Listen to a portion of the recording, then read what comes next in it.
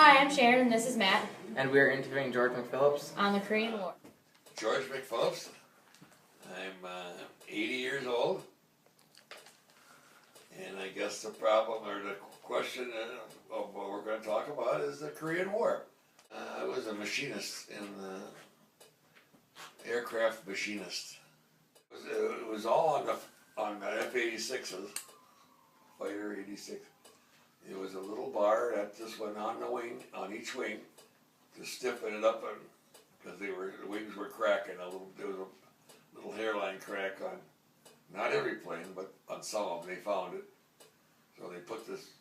They come out with this. We called it a bowling bar. You know, we'd have to stick in one top and bottom, and then that strengthened the beam or spar, or whatever you want to call it, on the wings. That was it. It was nothing really major. You know, we'd re-drill it and ream it, and then we had special bolts to put in there. It was very different from what I grew up with. I had to pick up my own clothes. I had to make sure my clothes were washed. Mother wasn't there. Make my bed every day. Keep my shoes shined, my clothes pressed and neat.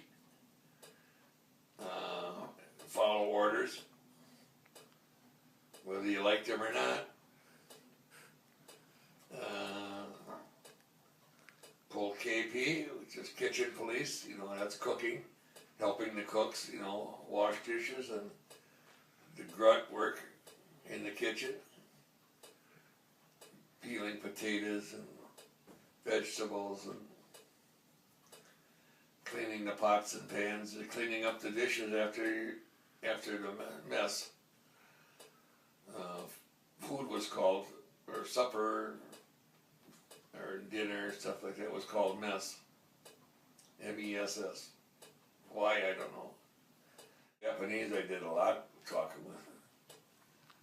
In fact, I was on a night shift down at FEMCOM, and I was trying to learn how to whistle.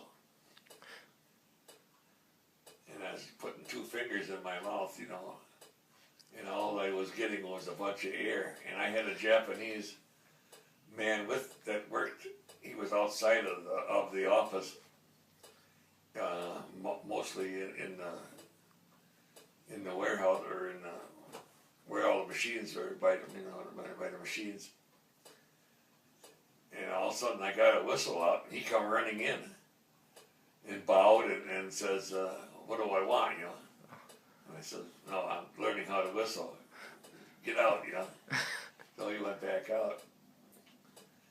And then a little while later, I got another whistle. Here he comes again. And finally I got through to him that I'm trying to learn how to whistle. You don't have to come every time I whistle, you know? Well, that was kind of comical, I guess. And I'm sure there was lots of other times we had lots of laughs there. They were very, very, very nice to us. And the Japanese people were very nice to us. You know, you would never know that they lost the war.